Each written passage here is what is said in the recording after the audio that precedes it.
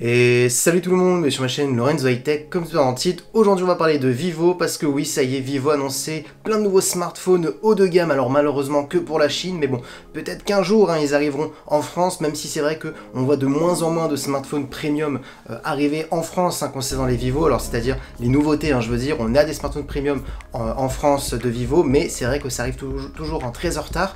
Du coup aujourd'hui je vais vous parler du Vivo X90, et dans une prochaine vidéo je vous parlerai du Vivo X90 Pro de smartphone premium. Mais avant de commencer la vidéo, si vous n'êtes toujours pas abonné à ma chaîne YouTube, abonnez-vous, allez 100% high tech. N'oubliez pas d'activer la petite cloche de notification pour être notifié lorsque je publie une vidéo, et aussi à ma page Instagram Lorenzo High Tech. Je donne souvent des informations, des promotions, tout ça en story. Et maintenant, c'est parti. Du coup, commençons par le tarif. Alors, ce smartphone a été annoncé au tarif de 500 €. Alors, bien entendu, il n'y a pas de taxes. En Chine, on ne met jamais les taxes lorsqu'on annonce un smartphone. Donc, si un jour il sort en France, il coûtera bien entendu un peu plus cher.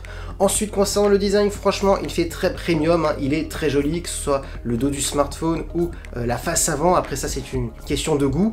Maintenant, rentrons dans les caractéristiques de la face avant. On a une diagonale de 6,78 pouces avec une très bonne définition Quad HD+.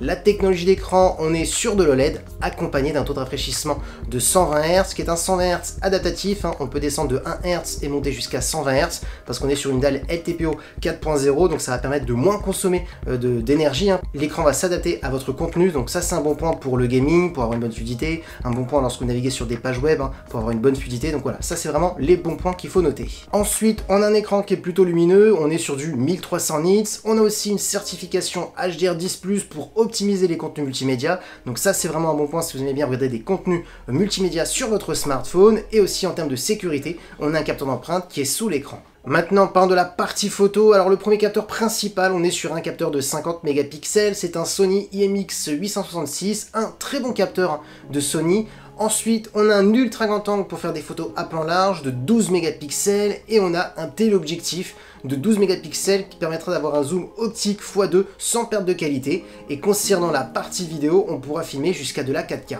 Du coup, tout de suite, ce que je peux vous dire sur ce smartphone, c'est qu'on est sur un smartphone qui est plutôt polyvalent, parce qu'on a un bon capteur principal, on a un ultra grand angle, un téléobjectif qui permettra d'avoir un zoom optique jusqu'à x2 sans perte de qualité, donc c'est un bon point. Ensuite aussi, ce qui est intéressant, c'est qu'on a la puce V2 de Vivo, qui est une puce de traitement d'image pour améliorer la qualité photo et améliorer la qualité vidéo, et notamment la qualité photo en basse lumière, donc ça, c'est un bon point. Donc voilà, franchement, sur la fiche technique, il s'annonce plutôt intéressant concernant la partie photo.